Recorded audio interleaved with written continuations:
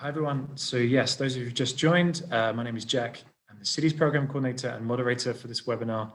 Thank you for joining us today for this webinar on COVID-19 and zero waste.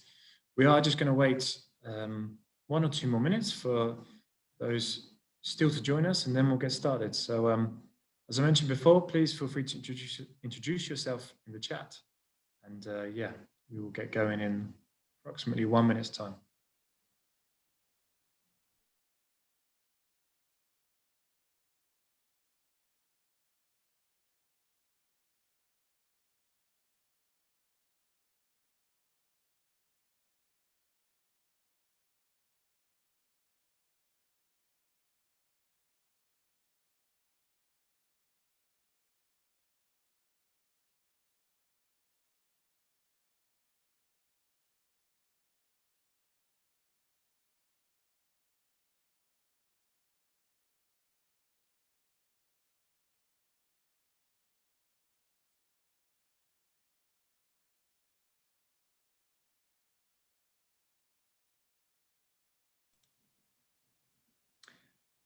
Okay, let's get going. Good evening, good afternoon, good morning from wherever you are joining us from. Welcome to the Zero Waste Europe live webinar series. My name is Jack McQuibbin. I am the Cities Program Coordinator at Zero Waste Europe. And it's a pleasure to be the webinar's moderator for tonight. Zero Waste Europe, together we are a member organization. We have 31 members in 24 European countries. And we organize a semester of webinars each year, looking at the real key topics within zero waste that are applicable not only for cities, so the program that I work on, but a much broader range of issues. And we try to convene some of Europe's brightest minds and best practitioners, which we certainly have tonight, which is super exciting. And this Zero Waste Cities program that I coordinate. So here in Europe, we work with nearly 400 municipalities who have committed to go zero waste across Europe, supporting local level on the ground solutions to our waste and environmental crisis. And also being based here in Brussels, we at Zero Waste Europe advocate for ambitious legislation from the European Union. So it's enough about me. Let's get started with the webinar. Today's webinar is going to look at COVID-19 and zero waste, of course. And obviously, the COVID-19 pandemic has completely transformed societies and life as, I guess no one could have really thought of 12 months ago. So as we continue to adjust, and particularly for those of us in Europe, and not, we have a global audience, people around the world, we're really having to adjust back to the realities of managing the pandemic and the health and safety risks this proposes. But this webinar is really going to examine the impacts of COVID-19 on the mid to long-term sort of goals that we have for zero waste. We had a webinar back in April this year that sort of looked at the immediate response, and now we're building on that to sort of examine how zero waste strategies and solutions can coexist with a COVID-19 world to ensure health and safety guidelines are still met. This webinar is going to go into greater depth to answer some of the key questions about, how do we prevent a sustained increase of the usage of single-use products? What are the safety requirements, and how can we ensure zero waste solutions meet these requirements? What examples exist of reusable solutions to some of the most problematic, consistently found single-use items? And in the longer term, how does a zero waste approach ensure the achievement of the circular economy goals, whilst continuing to meet, as I mentioned, these high standards of health and safety? And what does an economic recovery to this look like for those of us working on zero waste and sustainable and justice issues? We're really excited about the lineup of speakers that we have tonight, real expert sort of speakers with us today. The format of the webinar is relatively simple. We have 85 minutes left after I've stopped talking, and each speaker will present for 10 minutes, and then there will be a specific 10 minutes Q&A afterwards with that speaker. So we have 3 speakers, 10 minutes, 20 minutes each, that's an hour, and then the rest of the time will be allocated for a general Q&A between all speakers and yourselves. And we would ask, for those of you who have questions, please submit them throughout, of course. You can do so via the Q&A box at the bottom of your Zoom. Please type in your answers, and if you want to specifically ask all the speakers or just one, specify that in your question. As I mentioned before, please, I see lots of people doing so already. Introduce yourselves in the chat box. We'd love to see where people are joining us from today. And of course, yes, we are also live streaming on our YouTube channel. So big hello to those of you joining from there. And also, if you have questions on YouTube, please share them via the chat box there. And by the magic of technology, they'll work their way through to me and we can make sure they get to the speakers in time. So yeah, that's enough from me. Now time for our first speaker. And it's a pleasure to introduce Mr. Enzo Favorino, a technical expert and researcher at the Scuola Agraria del Parco di Monza research center, and Enzo has decades of experience in separate waste collection, recycling, composting, and waste prevention. He's an expert in EU waste and circular economy legislation. Is extremely knowledgeable in the field of European policymaking on these areas. Enzo is one of the founders of the European Compost Network, the coordinator of the scientific committee, the Zero Waste Research Centre in Italy, and scientific coordinator for us at Zero Waste Europe. So it's a pleasure to welcome you, Enzo, as always, and I hand the floor over to you. Thanks, Jack, and welcome everybody in the webinar. With no further ado, I will move to the presentation right away. Let me know when you can see my slides. They should be appearing soon. Yep, all good for the slides. Maybe just to put them into presentation mode, sorry. Yeah, perfect. We'll be starting now. Okay, great. So thanks. So we are living an unprecedented health crisis, which is impacting so deeply our life, our personal behavior, our relationships. One of the questions would be whether this may be impacting also the good practices that we used to implement and we keep implementing in zero waste programs, in circular economy programs, waste reduction programs, and so on and so forth. And since this is so unprecedented, so it's quite sensible, quite human that at first, you know, people get an emotional angle on the issue. So probably they get overly complicated behavior in order to prevent any problem in their personal life, in their personal sphere. But then science has to take its primacy on the emotional angle. And this is what I'd like to do. This is the outline of my presentation. So basically, we'll be touching upon whether it may impact or not recycling schemes, composting schemes, but also waste prevention schemes. So the issue of reusables against one way. So basically, I will share with you some of the scientific evidence around it and the way it was translated into regulatory provisions by the European Union, basically confirming the long-term strategies for sustainability, the circular economy agenda, the European plastic strategy, and the single-use plastics directive. So science first, as I said. Since the early stages, you know, I'm based in Italy, so it was one of the first countries in the global north to be impacted by the viral outbreak as early as mid-February. And so I had to go delving deeper into the scientific angle of that in order to understand what were the scientific basis for preventing the contagion. This is an excerpt from a scientific article published as early as around February the 20th on the New England Journal of Medicine. And it was reporting on the survival of the viruses on different types of surfaces.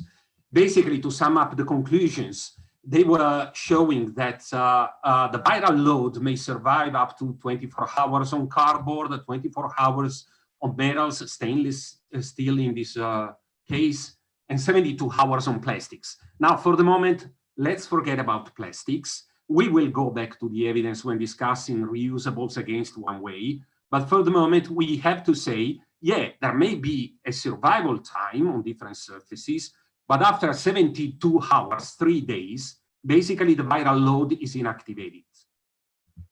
Also, when considering the composting routes, you know that in composting sites, there is biogenic heat which is released. It increases the temperature of the composting heaps, of the windrows.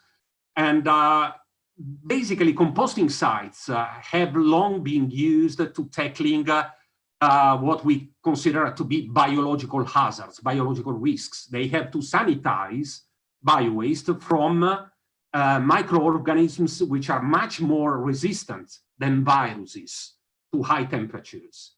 And they have to ensure such temperatures as 3 days, 55 degrees, 1 week, 60 degrees, depending on different national regulations on composting.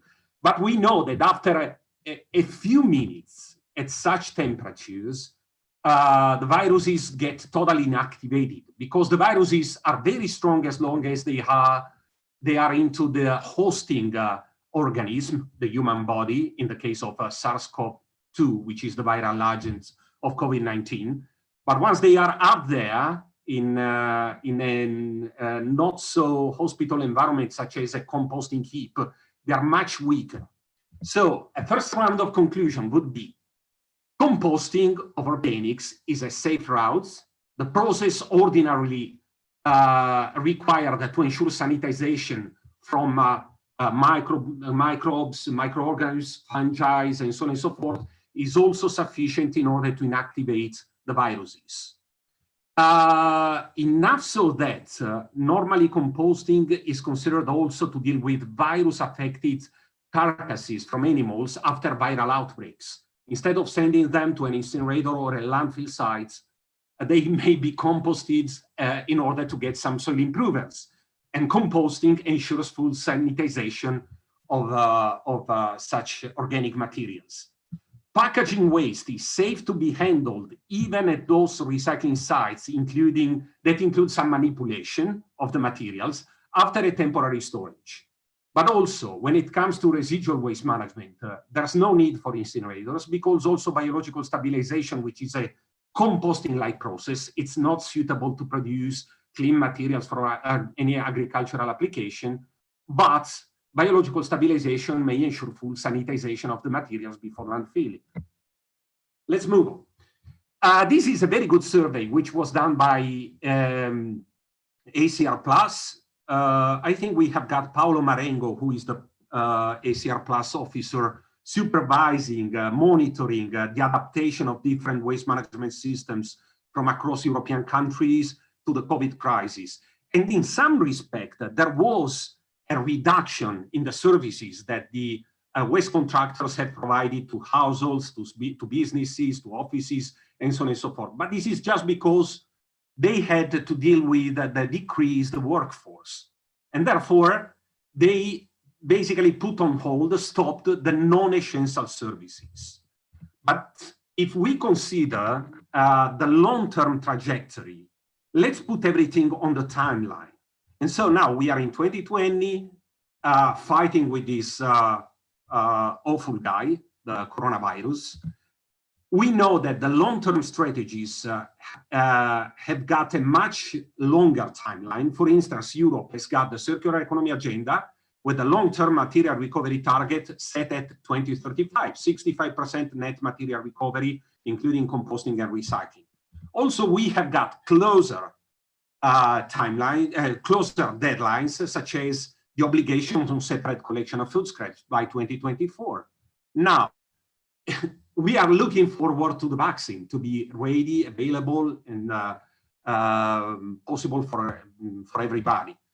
And most of the scientists will consider the vaccine to be available for mass application sometimes between 2021 and 2022. So the COVID crisis is a huge crisis. It's very, very impactful on organization, personal lives, daily operations, and so on and so forth, but it's a temporary crisis by nature. So there is no need to reconsider the long-term strategies based on the current temporary crisis. This led the European Commission to adopt guidelines on waste management during the COVID crisis. It is basically intended to provide guidelines to all the member states for adaptation to the temporary crisis. And basically they said, keep the business as usual when it comes to composting, consider the long-term strategies, consider the long-term targets, ambitious targets as set out in the circular economy package. So the European guidelines want to keep separate collection as a fundamental service for both, and in general, also even for the COVID-19 positive people, for people affected by the virus, even though they leave derogations, possible derogations up to member states, because depending on local arrangements with workers' unions, with the emotional angle, and so on and so forth, member states, of course, may adopt stricter practices for the COVID-19 affected people. There is no particular requirement for composting. For composting, the usual regulations apply. For recycling sites, temporary storage is sufficient in order to prevent any contagion of the people working at the recycling sites. And 3 days based on science should suffice. Now, the last bit of my presentation is about single use against reusables. And we found that right away. I'm pretty much sure that also the following speakers will dwell on these. There was a pushback by the single-use industry to try and revive single-use plastics against the sentiment which built up in the last few years. We know we have got a huge crisis with single-use plastics. Many international institutions have started adopting long-term strategies in order to start and phase out the hard-to-recycle plastics, the European plastic strategy, the Single-Use Plastics Directive, and so on and so forth. So as early as March this year, we said industry should not exploit COVID-19 to push for more plastic pollution. Now, let's consider once again the scientific angle. We know that after 24 hours, the virus will survive 24 hours on paper and cardboard, 24 hours on metals, and 72 hours on plastics, which is why during the early stages of the outbreak, I was basically quarantining my purchases in order to get rid of any possible contamination of the bags, of the packaging, and so on and so forth. Now, consider the following. The more you use single-use materials and packaging, the higher will be the turnover of materials coming from the outside into your personal sphere, which makes you more vulnerable, not safer. So in principle, single-use plastics or single-use materials are not safer than reusables, or rather the contrary. I tend to use always an extreme example, which is, would you feel safer drinking water from your own steel bottle you just filled at your own tap, or from a plastic bottle you just grabbed from the shelf at a supermarket, and which maybe have been touched by anybody, basically? Or if you consider purchasing salads in a plastic bag, you will say, yeah, the salad is safe. Yes, but the plastic bag may have been touched by anybody. So we are basically transferring the problem to something which is generating a false sense of safety. So now, to end up, let's go back to timelines and transitions. For instance, in Europe, we will have to enforce the Single-Use Plastics Directive by July the 2021. Of course, the long-term trajectory will be fully driven by the issues of environmental sustainability, economic efficacy, which is much more with reusables than with single-use plastics, occupational implications, which are with new business models based on product as a service, and so on and so forth. But also, to put some icing on the cake, the most authoritative way, it was said by the Vice President of the European Commission, Frans Timmermans, the one with a mandate on the Green Deal, and he said, I really did not appreciate people writing to me and using the need for personal protective equipment as a reason not to have a ban on single-use plastics. And he topped it up by saying, there's really no relationship. This says, European Commission is fully with us. They will keep the long-term strategies, phasing out hard to recycle plastics, promoting more reusables, because there is really no scientific reason to give it up. So, last round of conclusions, the key takeaways from my presentation. The European guidelines on waste management during the COVID crisis are sufficiently solid and backed by solid science. There is no deviation whatsoever from the key role of recycling and composting. There is alignment of guidelines with long-term roadmap on circular economy and with the Sustainable Development Goals as defined by the United Nations. The plastic reduction strategies have been fully confirmed. Single use is not safer, rather the contrary. We always say reusable is basically personal, and so it keeps you safer than one way which comes from the outside into your personal sphere. And based on such a statement, we have convinced many local decision makers to adopt schemes based on reusables. We may discuss them during the questions and answers session. The long-term vision is beyond any discussion. With that, I'm done. So keep working towards zero waste and towards phasing out of the single use. Wonderful. Thank you so much, Enzo. And yeah, if only Utopia was 8,000 kilometers away, that would break it down quite nicely. So yeah, I think that's a really good opener for the webinar to sort of set the scene. So thank you so much for that. I would encourage participants to submit questions in the Q&A box for Enzo. But yeah, as moderator, I'm going to use my slight privilege here and go ahead and ask a question for myself and to Enzo, from your experience in Italy, but also your wide network across Europe.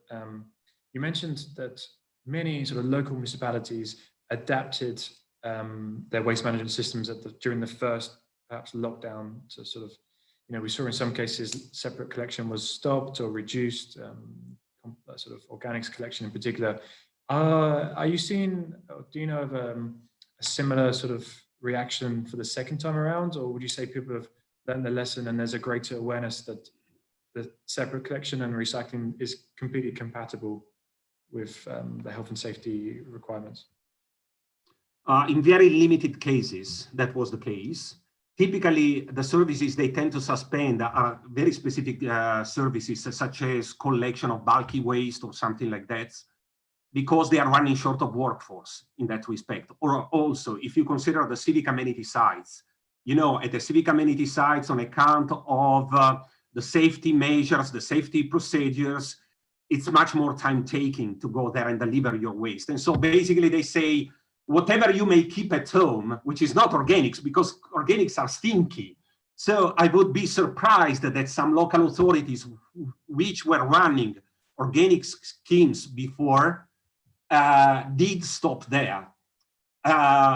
The basic scheme I'd keep would be residual waste, organics, and recyclables. And then all the additional services such as bulky waste collection or something like that, they may be put on hold until better times are there. So that's it. Yeah, absolutely. Great. That's a sort of, I think, one of the key recommendations to those taken away who are working with local municipalities. Great. And then final question for you, Enzo. Here in the Q&A box, we have from anonymous participants. There are two different types of reusables: bring your own and refill.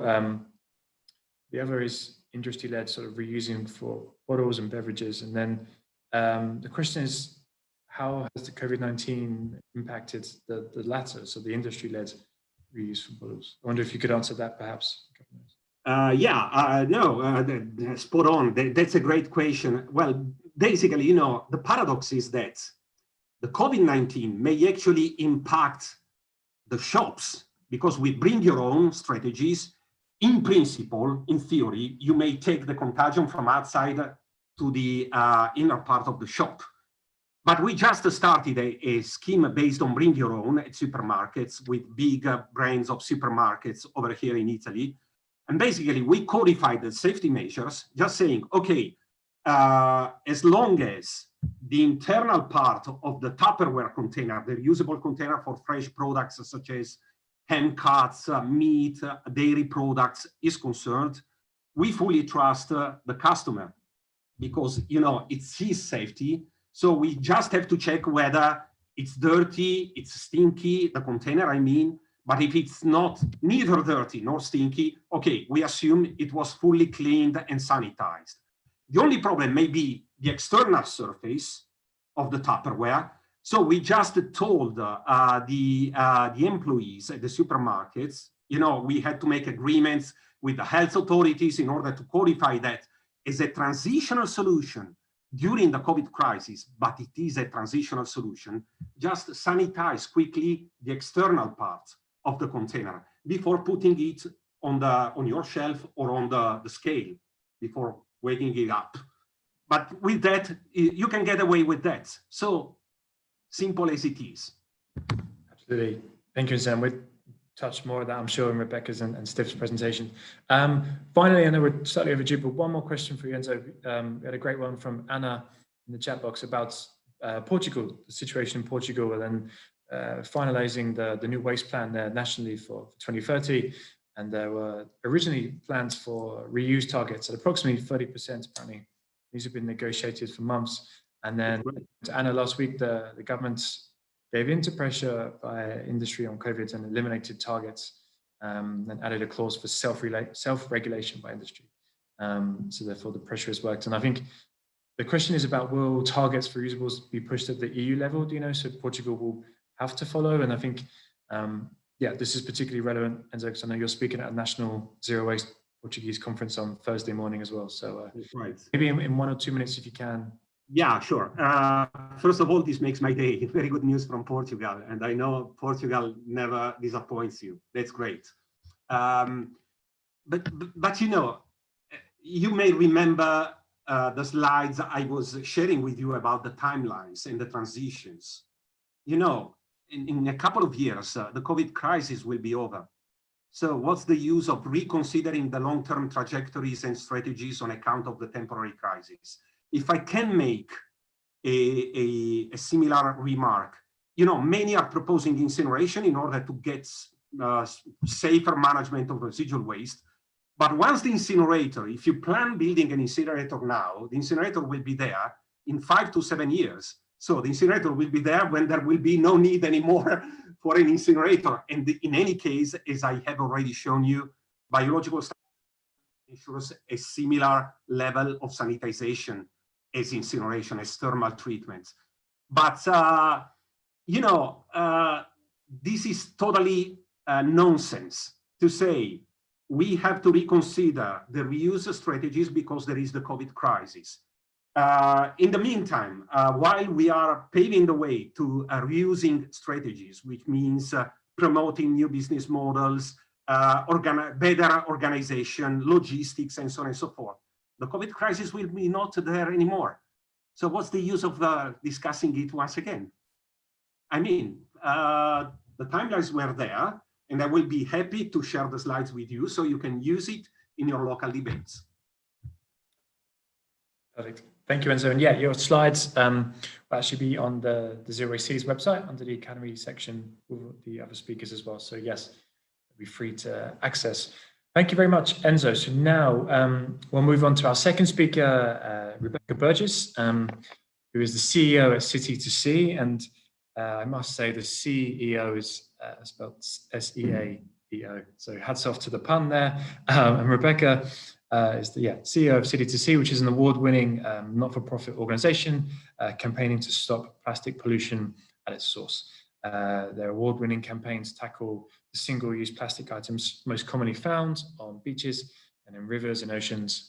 And they do this by providing practical solutions-focused initiatives and advocating for reuse over single reuse. Rebecca sort of joined City2C in 2018 and became chief exec in December into that year. And earlier this year, Rebecca was actually listed in Management Today's under 35 women's list, the country's longest running, most prestigious list of young female business talent. So yeah, and as well as that, in 2019, Rebecca was also listed for the Wise 100, recognizing the most inspiring and influential women in social enterprise.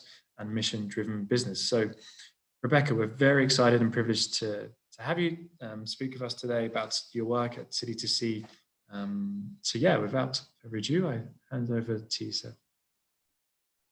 Thank you so much, Jack, and what an introduction. Hopefully I can live up to that. And thank you, Enzo, for doing all the hard work and explaining all the science behind why reusables and single use are such a hot topic at the moment. So, as Jack mentioned, I'm Chief Executive of City2C. We're a small team based in the UK, and we are solely focused on stopping plastic pollution at source. And we do that through concentrating on the single-use items most commonly found on beaches, rivers, and in our oceans around the UK, but also in Europe and further afield. What might help to sort of bring us alive a bit is what we do. So we run behaviour change campaigns, very much targeted at the individual, simplifying the very complicated world that we live in, and sort of really drawing on our expertise as a team to create lasting change. We act, so we run our own different campaigns, including campaigns on plastic-free periods, travel campaign, Switch the Stick that looked into the cotton bud issue, refill, and a whole lot more. We collaborate, which has been key over the last few months as COVID has sort of wreaked havoc with the industry, retailers, and employers. So we collaborate to sort of provide them with clear guidance on how not to backtrack when crises hit. And we innovate. So many of you might know that we have an app called Refill, which we're constantly developing along with our other campaigns. And on that note, Refill, for those that don't know, started back in 2015 as a campaign that was actually started thanks to being the European Green Capital City here in Bristol, where we're based. And it's a very simple concept around if you're looking for tap water whilst you're out and about, the app and window stickers can direct you to businesses that are happy to refill your reusable bottle for free without having to pay for anything. So our insight found that confidence was key to allowing people to go in and ask for that refill. So we've created a really engaging campaign over the last 5 or so years, and that is now a global campaign. We're working with a number of different countries and organisations around the world. We have over 35,000 refill stations listed on the app and part of the campaign, including local independents to really big chains like Starbucks and Costa. The app has had over 300,000 downloads to date, with an average monthly user base of 30,000. And we've calculated that last year in 2019, we avoided over 100 million plastic bottles from entering our waste stream thanks to the campaign. And part of the reason that we were able to do this is that we've run our National Refill Day for the last 2 years. So in 2018 we launched it, and 2019 was our biggest year yet, with 74 million people reached.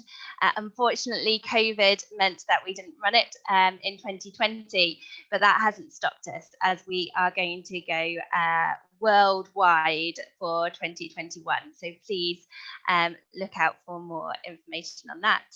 And all of this work has meant that we've had over 40% brand awareness of the Refill logo here in the UK, which is amazing for a small not-for-profit like City2C. So, but what all of this does mean is Refill is an on-the-go campaign. The premise is that people are out and about, doing their shopping, going to work, or visiting friends. And so as COVID hit and the whole world went into a lockdown of some sort, so was the Refill campaign massively impacted. And what we started to see is a lot of our existing refill stations, and more broadly with the food to go sector, backtracking on their use of acceptance of reusables. So Starbucks was one of the first to come out as banning reusables, mainly coffee cups. And as we all know, if someone like the Goliath of Starbucks implements a policy, so do others follow. So what we did back in June was create our contactless coffee guidance and video, which basically, working with an independent retailer here in the UK, we worked out a process to safely allow for coffees and hot drinks to be served without any contact, so any risk of COVID being transferred. And so I'm just going to play you our video for your interest here. Hopefully it will work.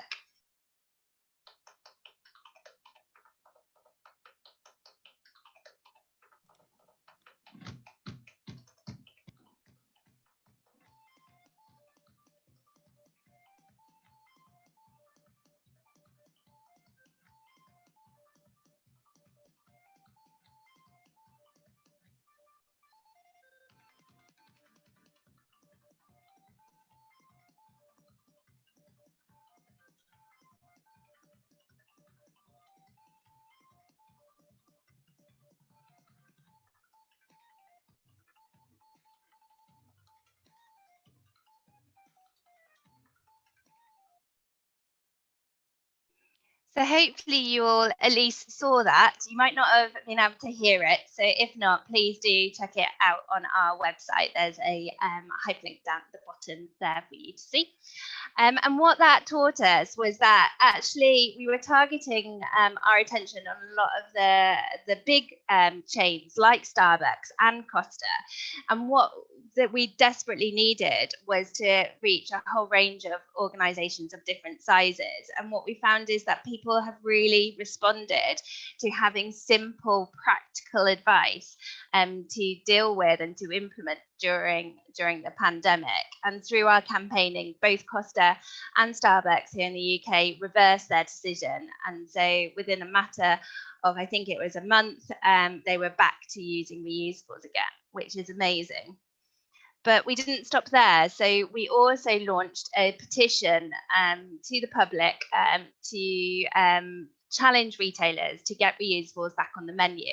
And I also set up a reuse working group full of industry leaders here in the UK, including Starbucks and Costa, but also much more broadly with public sector and volunteer organisations to really look at the issue of reusables during COVID. So I will quickly play this video and then I will wrap up.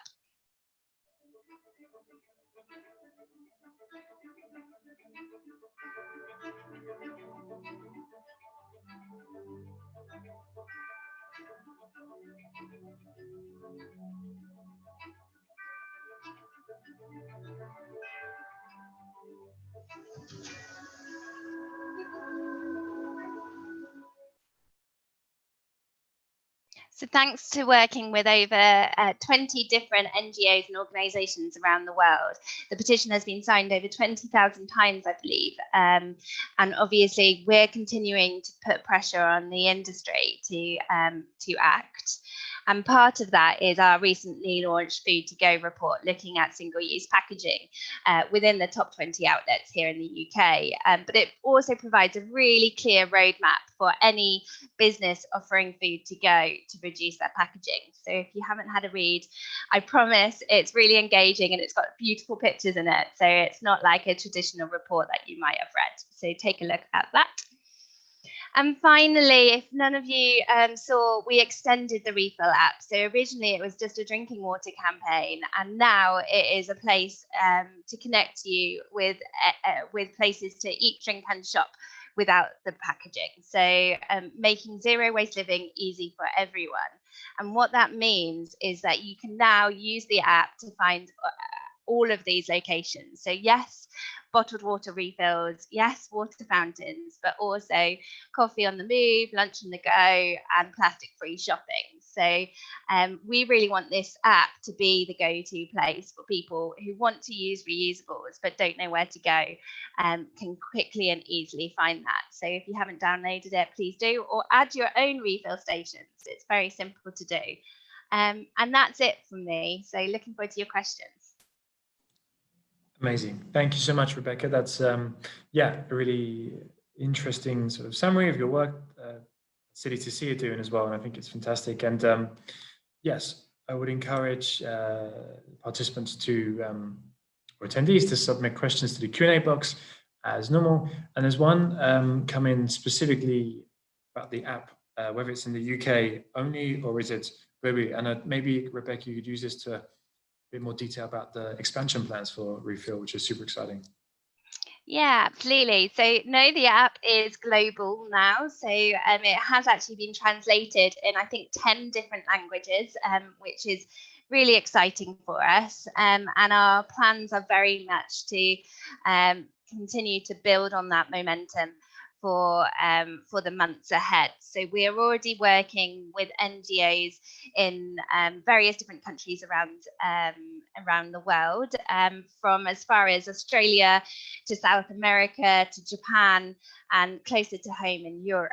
And we're really, really sort of advocating for like-minded organisations that want to see Refill more embedded within their countries to get in touch and see what role that you can play in that rollout, with it all culminating on World Refill Day in June 2021. So we really hope to have your support and engagement during that process.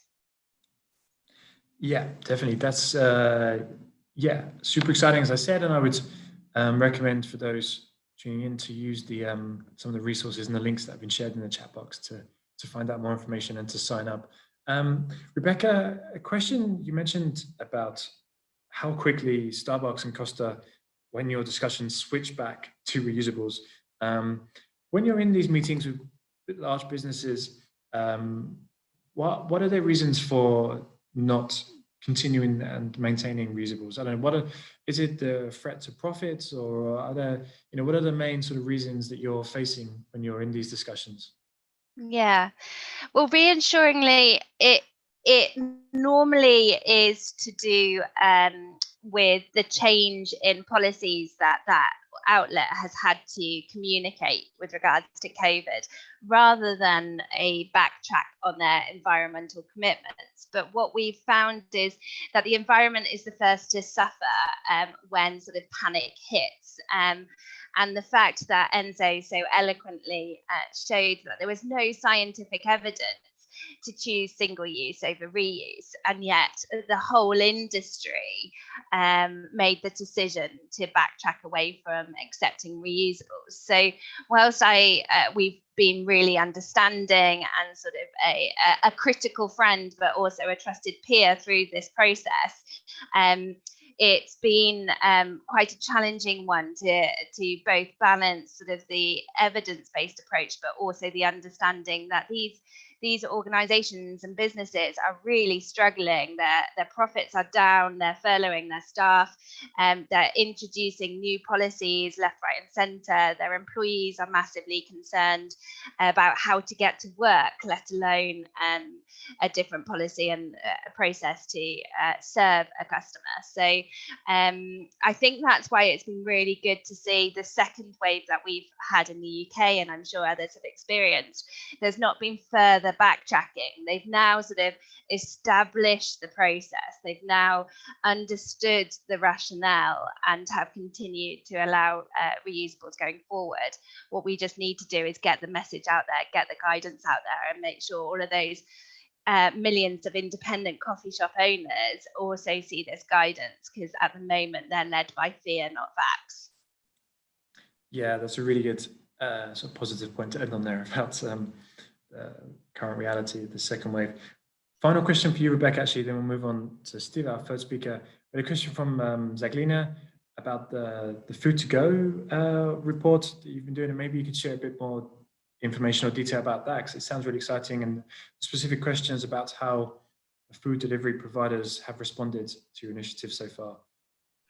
Yeah, so we're super excited about it too. We started the research with Eunomia, who actually did the impact assessment for the European Single-Use Plastics Directive that came into shape as well. So they are also Bristol-based, and I used to work there, so it's a very close community here.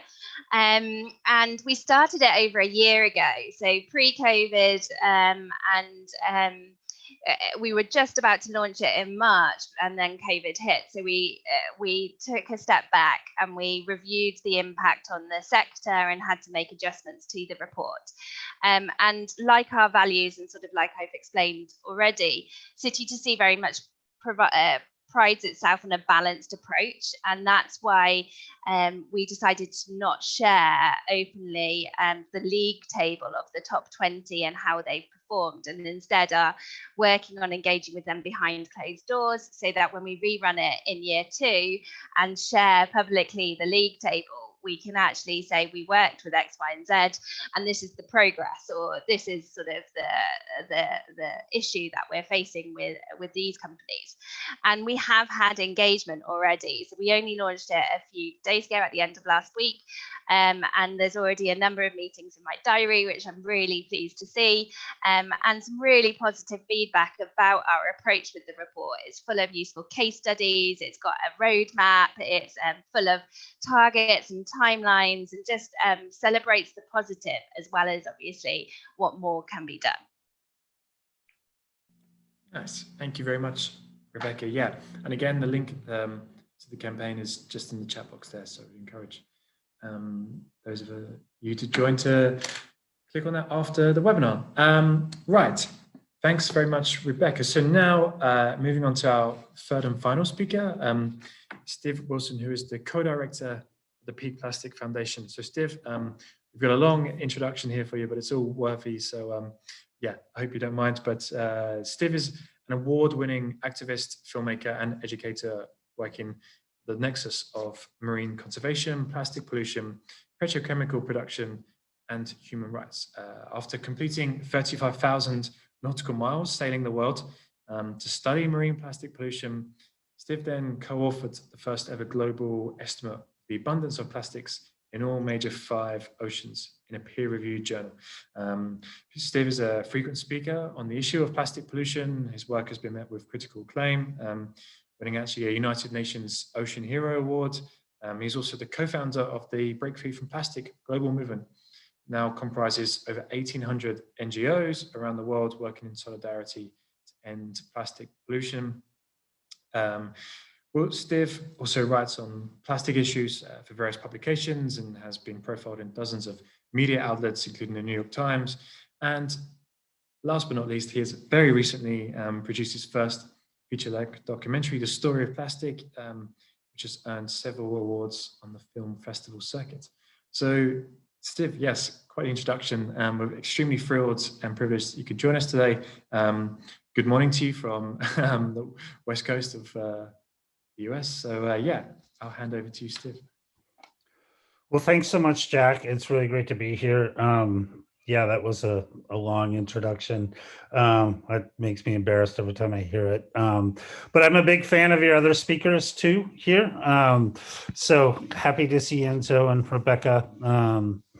But yeah, what I'm going to show today is sort of our concept on what a just recovery from COVID-19 looks like. And this is what we do at Peak Plastic Foundation. We work with different movement partners to sort of unearth the intersections on key issues. And when I say intersections, meaning we're all working within a broader system and we're working to intervene at different parts of the system. So what we try to do at Peak Plastic Foundation is connect the dots. Certainly what we did in Story of Plastic. And, you know, when we think of COVID-19, you know, to Enzo's point, you know, way back in the beginning of the presentation, it's sort of why are we going to make massive steps right now when COVID is going to be over in a couple of years? Well, I think this is a really rare opportunity. And I think the biggest threat to zero waste, as I see it, is we can call it corporate greed, but it's also the consolidation of wealth and power. Zero waste tends to create resources in a shared economy and benefit local economies. And I think it empowers people democratically, both in Europe, the United States, certainly in developing world countries. There's real revenue that is shared, and that works against consolidation of wealth and power. And what we put forward in this Just Recovery series that we worked in partnership with Break Free from Plastic to produce is sort of how that manifests, how that threat to zero waste and human rights is directly working against the sort of powers that be desire to consolidate wealth and power. And so you'll see in this is a compilation of the series where the movement got together, agreed on sort of 5 principles of what a just recovery looks like, in hopes that because of this time of uncertainty, we can actually make a quantum leap forward in changing these systems, which is what we're all trying to do. Ultimately, is change these systems to be better for people and planet. And so, with that, I think you can tee up the video, and then I'm happy to answer questions as we go from there. Thanks for being here. Great, thanks, Steve. So yes, let me share my screen, and then computer sound too. Okay, hopefully.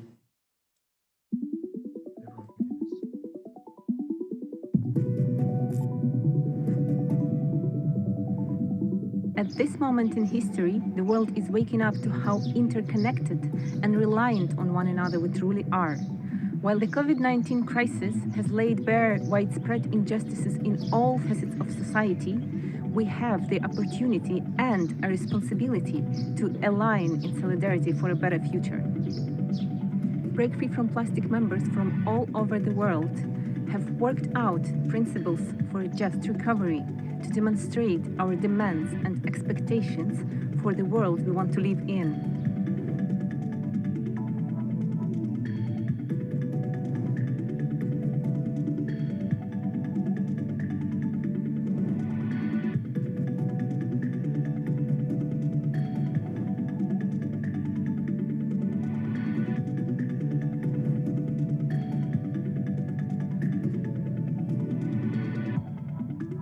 We will lay the groundwork for a just and equitable world.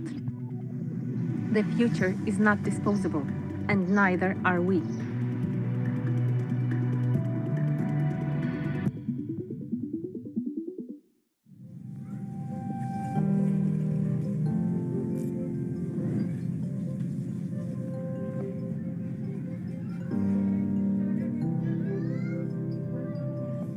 If we look around in our cities, they are full of people like construction workers, domestic help, repairers, and hundreds of thousands of informal workers like waste workers. They save the cities a lot of money in the way of manpower and resources by doing free collection, segregation, and recycling. And yet we treat them very callously when it comes to their health, when it comes to their livelihoods. We cannot afford to treat people as second-class citizens. In India, we witnessed something horrific during the pandemic. Hundreds of thousands of migrant workers left for their villages, walking it because the cities had shut down. Their jobs and incomes were not there anymore. Landlords were throwing them out. Where would they go? Can we afford to make these mistakes again and again? We need compassion for the planet and for people. We need to focus on a recovery, keeping the poor at the center of our solutions. We need to provide the poor with water, with decent housing, with food security. We need to see that health security is free for all. We need to share our commons and our resources. Environments and human rights cannot be compromised.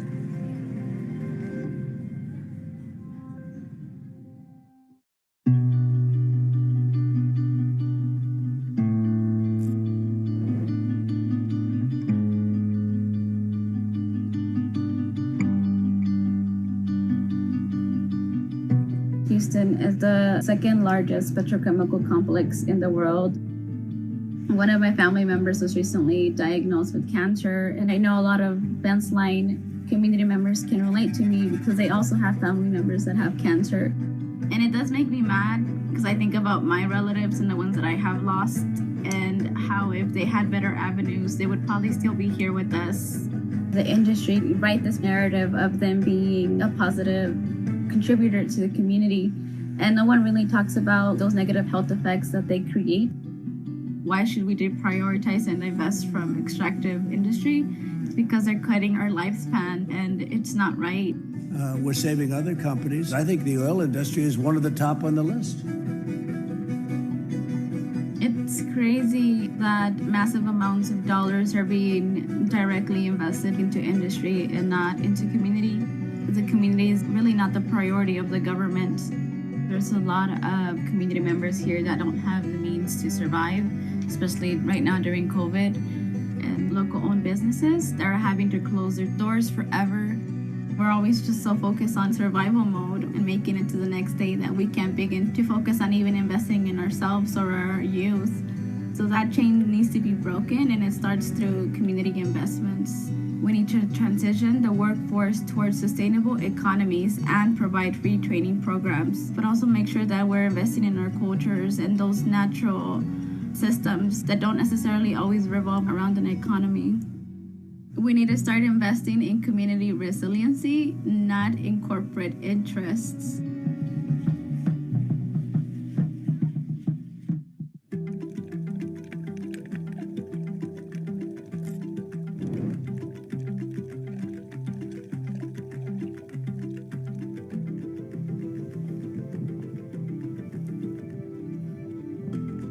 Multinational companies claim that sachets are proper, but they are not.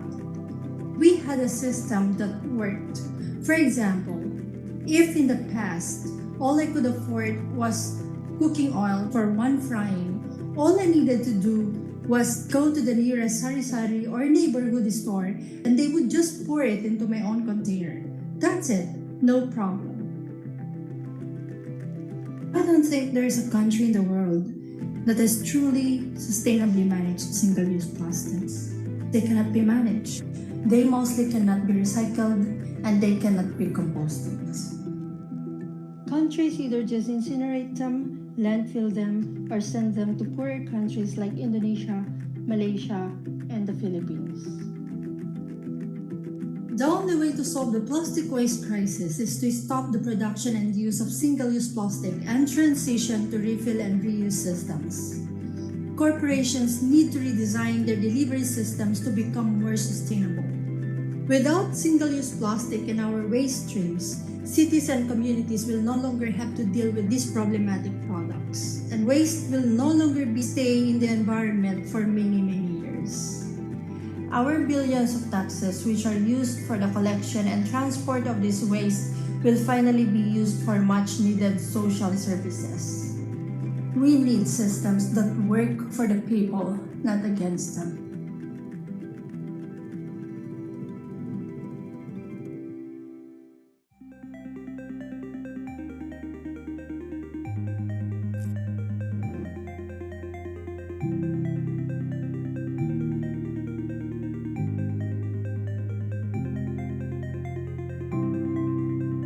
There is a double standard by companies who take advantage of global south communities, producing materials that we have no infrastructure to manage and telling us that the only way out is to invest in false solution technologies such as chemical recycling and incineration. But that only takes us further away from traditional knowledge and principles of reuse, undercuts waste pickers who are extremely valuable to the waste management system, and traps us into this loop of overconsumption.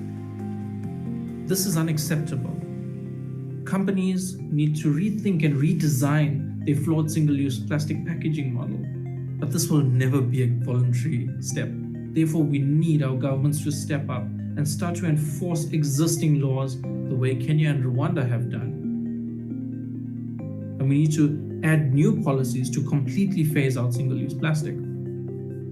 We also need governments to recognize the role that waste pickers are playing in the system and start investing in infrastructure that's complementary to waste pickers, such as material recovery facilities and mandatory separation at source policies.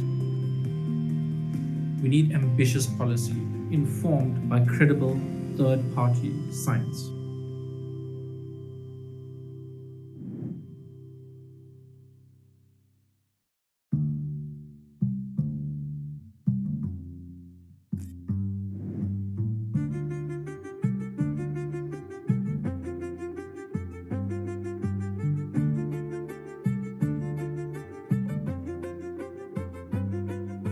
Communities in the Ohio River Valley and in Appalachia are no strangers to the boom and bust cycles that accompany the extractive industries. Like clockwork, an extractive industry comes into our community and seduces us with promises of jobs. And whether it's coal, steel, oil and gas, or now petrochemicals, the extractive industries continue to set the political and economic agenda for our region, and they get away with it. Our political leaders, representing moneyed interests rather than those who elected them into office, continue to treat Black and brown communities, environmental justice areas, and the homes of the poor and working class as sacrifice zones. Communities have been stripped of the ability to exercise control over what happens in our own backyard. Impacted communities need self-determination. We must support community efforts to hold industry accountable for impacts.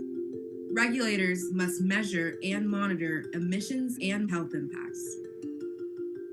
I dream of a world where we are investing in systems that prioritize care, nurturing, and regeneration. Right now, our communities are struggling to survive. I sincerely believe that another world is possible, where our communities will thrive.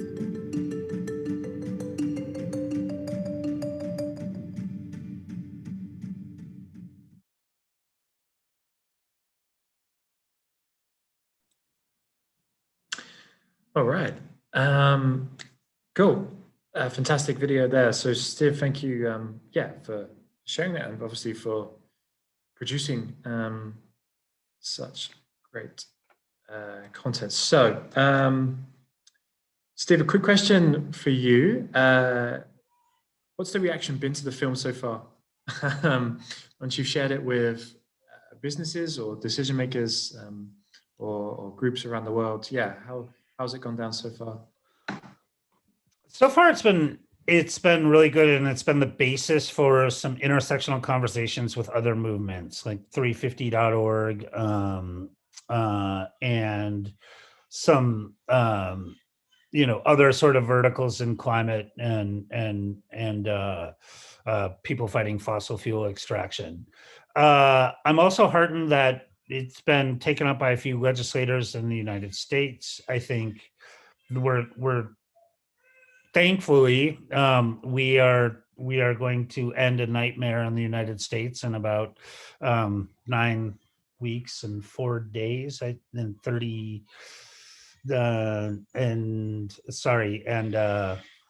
117 minutes. Not that I'm counting, but ultimately, we're starting to see some of these thematic ideas permeating the federal government. And I think, the United States hopefully does a big 180 on where we, have been for the past 4 years and really looking at the principles of environmental justice. But we're starting to see, it's an interesting thing with narrative work and film work.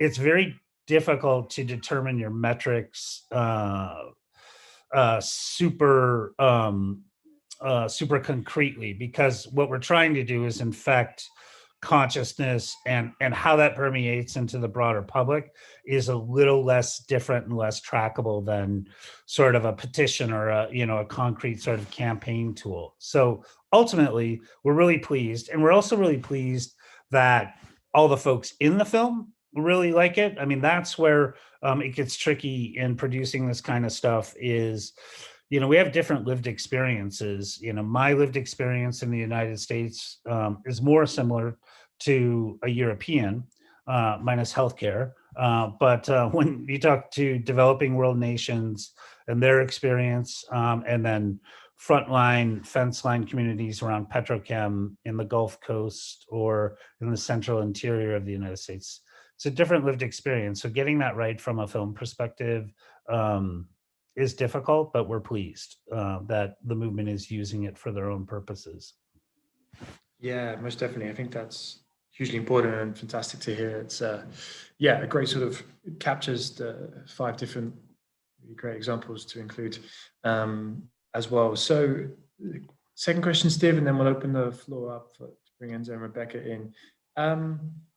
What is, for you guys at the Peak Plastic Foundation, where do you see in 2020 at this current moment in time, where's the biggest energy or the progress happening? You talk about changing systems, rightly so, but for many that is a broad topic, and it encompasses, as you say, so many things, so much intersectionality with different topics and conversations. So for you, are there specific aspects of this that you're focusing on with the foundation, or that you see acceleration of progress perhaps, or energy at this current time? Yeah, I think, you know, when I started working on this issue was a really long time ago, 15 years ago.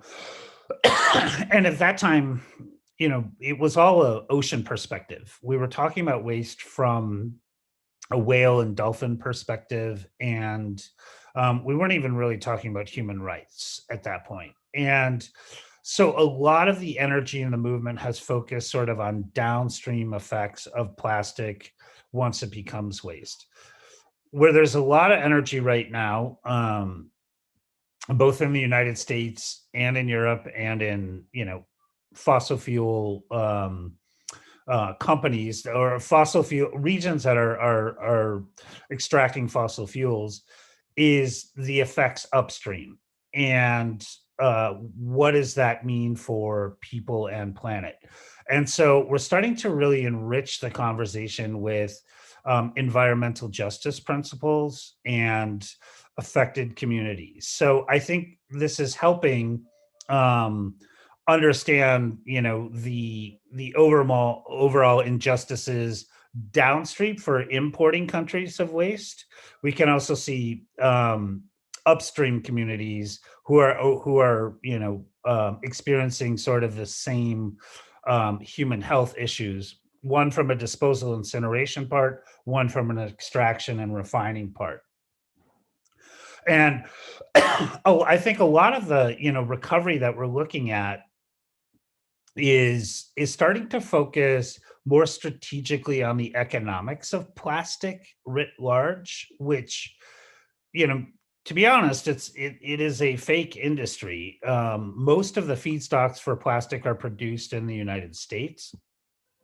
And certainly it's what feeds Europe, and there's a massive pipeline being built to go to Scotland, which will then permeate, well, the pipeline doesn't go to Scotland. It goes to the east coast of the United States, then on ships. It's a major INEOS project. But the economics of it are incredibly underwater. And so we're starting to call that out. And I think that's super strategic, because there is a limit, I think, in the public imagination for zero waste, because it's more of a moral or a habit or a lifestyle choice, I think, which is not why any of us do it, but it's sort of how we are selling it. But there's a real moral argument and a real economic argument upstream, which my hope is, if that energy, you know, continues to grow, we can stop seeing the financing of the expansion that will create, you know, a tide of plastic that we simply can't undo. So that's where I'm really heartened to see the energy. Yeah, thanks. That's a really useful, interesting overview, and I think absolutely the economics are becoming increasingly important in terms of the industry for businesses, but also for those of us who work with local municipalities as well. I think what's to come, shrinking budgets perhaps, how do we focus on the economic benefits that these bring. I'm gonna, we have 20 minutes left, which is Going by. We're going to bring Enzo and then Rebecca back into this. Enzo first, an opportunity to reflect on any of the Rebecca's or Steve's presentations, discussions, but also in the Q&A box, we have two interesting questions. One from Stephen about the efficiency of deposit return schemes. Specifically, he mentions plastic bottles, but I think in general, other materials that we can include there. And then also from Zinnia about how do we actually design packaging-free shops, for example? How do we create these reuse systems that can be embedded in modern society, and use examples of the need for like a ton of different options. So like, how do we sort of create a deposit return scheme for packaging as well? So a lot there to digest. Apologies, Enzo, for coming to you first. But yeah, an opportunity to reflect into adding any extra comments that you have.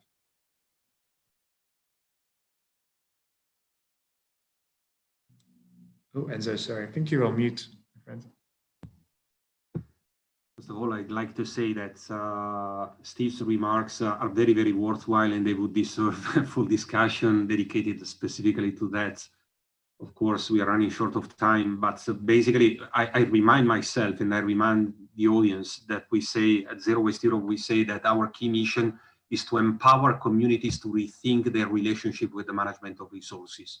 And we are fully aware that this embeds also the key wealth of retaining the value within the community, but also we are fully aware that community-based schemes in turn feeds into industrial responsibility, because once we bring up the issues related to the hard to recycle or hard to reuse materials, we say, okay, we already did whatever was in our possibilities. We are already at 85. We've got 120 municipalities in Italy above 90% separate collection, but they are in front of a wall and they cannot go beyond, because we have got the hard to recycle materials, and it's mostly, but not only plastics, also nappies, coffee capsules. And so we send letters to the industrial designers saying, now it's you to take on the responsibility to have it redesigned. Otherwise, next time we will send the next letter to the mainstream media. And they have got no argument left for them, because, you know, it's a community already achieving 90% separate collection, so they cannot blame the consumers, the individuals, the mayors for inaction or something like that. Okay. With that being said, there were also a few questions before in the questions and answers box, and I didn't fully feedback on them, I realize. Because one on the legally binding targets on reuse adopted at European level. For the moment, there is nothing like that in European directives. It's not on the agenda yet, but we see a positive move by many countries to consider legally binding targets on reuse, such as Austria was one of the last ones. We happen to know today that discussing it, Ireland is considering that. And so, of course, we will build on this momentum in order to try and push on European institutions to adopt some legally binding targets on reuse as well. So far, in Timmermans onwards, Timmermans, the Vice President of the European Commission, he said, so far we have been working on recycling, which is plan B for sustainability. We love recycling. I dedicated my life to recycling and separate collection, but I know and always speak up with saying plan A for sustainability will be reduction and reuse, of course. And so we have, you know, to speed up quite a few gears in order to move more quickly towards recycling and reuse. Is there anything specific, you know, then I start working in many directions. If there is anything I left aside, please remind me. No, I think that's a fantastic response. So thank you for that. And Rebecca, moving to you again, open for any comments you have about the presentations, but I think in general, the questions that we got in the Q&A box about deposit return systems and schemes, I don't know if City2C works on this at all, and how do we, you know, how do you ensure and how do you push for these to be the most efficient and sort of effective, I suppose, with businesses and authorities? I guess to address sort of Steve's point around convenience is probably the answer for the first question as well. Yes, we are used to tons of options, and it's going to need us all to sort of challenge that convenience in order to have less choice but have a more sustainable choice. And I think deposit return models will play a key part in that, but I don't think a focus on deposit returns, whether that's for plastic bottles or other materials or food packaging, is it's going to be a distraction rather than, as what Enzo was saying, a focus on prevention, on reduction, on reuse. And I think industry is waking up to the fact that they're going to have to change, and that's why they're looking more into sort of deposit return models. But actually they haven't started at the top of the waste hierarchy, and that is preventing it in the first place, or looking at the reuse and circular natures of packaging. So I definitely think that there will be a role. Similar skepticism around recycling at City to Sea. So we don't base any of our campaigns on recycling. It's all around reuse and prevention. We love the concept of having a system that you can guilt-free get rid of your waste, but that isn't the case at the moment with our recycling systems around the world. And it's still costing us precious resource to create that single-use packaging in the first place. So hopefully that touches upon both of those questions. Yeah, absolutely. Thanks, Rebecca. I think that's a good example. And then, Steve, I want to come back to you if you have questions or comments on deposit return schemes, and then maybe to focus a bit more. I think one of the things we wanted to discuss was that the COVID-19 pandemic has shown how fragile, maybe we could say, reusable systems have been set up so far. And a question for you guys would be, how can we build resilience, and how can we embed the reusable systems, this way of thinking, much further into our society, so that they're much more willing and able to sort of stand future shocks, perhaps. So Steve, I'll pass back to you, and then on to Enzo. Yeah, so I would say, on deposit return schemes, I agree with what the other speakers have said. Ultimately, the goal is reduction. And, even deposit return schemes, I think they work better for materials that are closed loop recyclable, such as aluminum and such. And certainly, aluminum, the metal extraction that is then anodized, it's incredibly destructive. So yes, aluminum's way better. And, I think in the grand scheme of things, zero waste is always aspirational. There is going to be some disposable products, whether we like it or not. So closing the loop and building policies that do that. The problem with deposit return schemes, when we talk about plastic, it's largely bottles, and those are mostly downcycled into textiles, like overwhelmingly. So we're getting it back, but then we're making something that is destined for landfill. So I think, that we're getting one part of the thinking right, but we're getting the other part wrong. And so that's, we have to think, more of a long game in that terms. And then, with regard to COVID, the only thing I want to push back a little bit on how you set up the question, Jack, only because, sure, COVID is demonstrating fragility in reuse schemes, but it's really showing fragility in disposal schemes, or like what we are seeing as the waste that is created to protect us from a pandemic is horrific, at the global scale. So yes, reuse schemes are a bit, I've been thinking everything's fragile, I think, in the world right now. But certainly COVID is showing the single-use disposable problem in a very amplified way as well. Absolutely. Yes, that's a really good point to make, I think, and thank you for correcting the question. It's part of this broader narrative, I think, that too often we see in terms of questioning the fragility of new alternatives and not questioning the status quo as well, whether that's for ease or for other reasons. And maybe Enzo, I think you had a point you wanted to make, was that right, before, about deposit returns? Yeah, no, just to put it in a larger perspective, of course, as I already said, the main roadmap to the future will have to be reuse and reduction.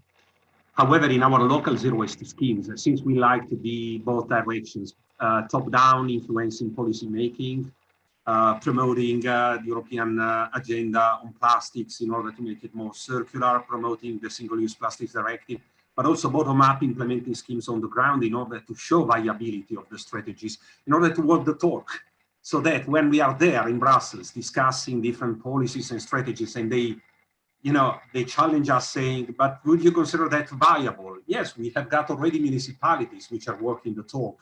So if you want to have evidence, we have it off the shelf, at our fingertips.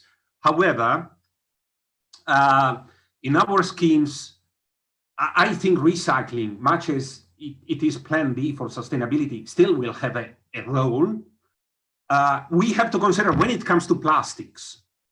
Well, this should be a webinar on COVID and waste management, but I was pretty sure it would have moved towards plastics and single use. And it's quite human and sensible, this one. But when we consider plastics, single-use plastics are roughly 50% of the total plastics which are produced globally.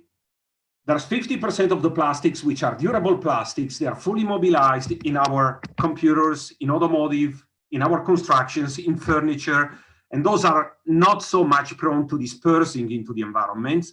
So we have to consider consistent systems for recycling them. Of course, the challenge will be to make the system as circular as possible. But once again, when the journalists were challenging the European institutions saying, but would you think that after the Chinese ban, the European plastic strategy will work somehow? And they were, of course, arguing in favor of more landfills, more incinerators. We were saying, hey, if we are discussing circular economy, the system has to be as circular as possible. So we do not have to make it oval to reach as far as China or Southern America or anywhere else. The system has to be made circular, so better infrastructure, essential requirements for the packaging materials, monospecific materials for different applications, minimum recycled content in different sectors in order to increase the absorbing power for the materials which may be recycled. But definitely we will have to phase out those materials which are hard to recycle or are not recyclable at all. And that is the area where we have to work with reduction and reuse. Absolutely. And I think very helpfully, so kind of answered the question we got from Desiree that mentions your visit to Vancouver Island in Canada in 2014 as well, but I'll actually come back to that later if there's time. Rebecca, the question from Alex about the future of packaging, I think is an interesting one. I wonder what City to See thinks about this or yourself. The question is whether the future is in packaging to be entirely standardized and sort of based on policy and regulation, simply because at the moment it's, the makeup, the material, the chemical balance, etc., is dictated by brands. And I wonder if, for the future in terms of sustainable packaging, refillable, reusables, for you, how do you envisage this at City to See? I hope so, if that's the quickest answer. I think that's the only way to get through the sheer amount of different materials on the market at the moment that is confusing sort of our waste collection and recycling offer. But I'd go a step further and I'd really champion looking at a standardization of the refill reuse model and approach and systems, because what I've been saying to industry recently is there's a danger with all the supermarkets creating their own refill aisles and weighing schemes that it confuses and complicates something if the consumer needs to know that they're going to this supermarket, so it's this product and this packaging and this scales, and then they go to another one and it's a completely different experience, because everything that we know, it needs to be easy, it needs to be convenient, and it needs to be simple to get mass engagement. And at the moment, with everyone developing their own models, that's going to cause havoc for campaigning going forward. And therefore, that's the role of a national government, or do you think that role can be done at more of a local level, perhaps? I definitely think the higher up it gets, the easier it is then to enforce down. We have local councils within the UK. Those local councils don't talk to each other. They have no funding, and there's no way to make sure that a supermarket chain that is across the UK would have standardized processes. So it definitely would need to have some level of policy engagement from the top. May I use the words of a high-level EC officer from the European Commission when you took part in the United Nations Environmental Assembly in Nairobi 2 years ago. He said, we know that the industry is ready to adopt innovation, but very often they need a nudge. Actually, used a polite expression, I would say a kick in the ass. And adopting directives, adopting regulations, enforcing those regulations is the nudge for the industry to innovate. And we need it. We need it. Absolutely. Yeah. We have 4 minutes left. Steve, coming back to you. Final question. I guess a large focus of our work at Zero Waste Europe is at the local level. We work with municipalities across Europe, but for you and the Peak Plastic Foundation, for those participants who have joined today, what could we recommend for local level actions now to sort of withstand and maintain through the COVID-19 pandemic, to ensure that at the local level, at least, we're working towards this kind of system change that you mentioned before, the longer term need for embedding communities within policy making and decision making. Yeah, I wonder if you have 2 or 3 maybe recommendations or ideas that people could just take away from this webinar. Yeah, sure. I mean, I think it's a really interesting mix of skill sets, even in this webinar. And I think what sort of City to Sea does is create the narrative, the lifestyle, and the invitation to a better way that is, and the sort of genius of their marketing is it gets a small, it can get a village, a small town, excited to actually think a different way. And Zero Waste Europe is sort of can encapsulate that in policy and create sort of what the change is. So I think more marriages between tactics that marry the human emotional response, which I think City to Sea has on lockdown, and then the policy expertise that creates the political will to actually change these things. And so, and then secondly, I would say focusing on the economics. Cities do not want to manage materials that they can't do anything with. And so I do think that introducing reuse schemes or, reusable containers in different kinds of systems as pilots and scaling is a way to actually save people money over time from a tax base perspective. So I think we have to get beyond broadly just messaging that waste is bad, because it's not going to appeal to every single person. And so even within the sort of theories of change of people on this call, you can see them getting to different parts of the population with ultimately the same goal. And I would like to see more of that at the local level. Good remark. Yes, thank you so much, Stephen. Maybe we'll end it there, because there's a lovely segue to our next webinar, which is actually going to focus on the economic benefits of adopting zero waste strategies for local municipalities. And that is on the 8th of December, back at our normal time of 2 p.m.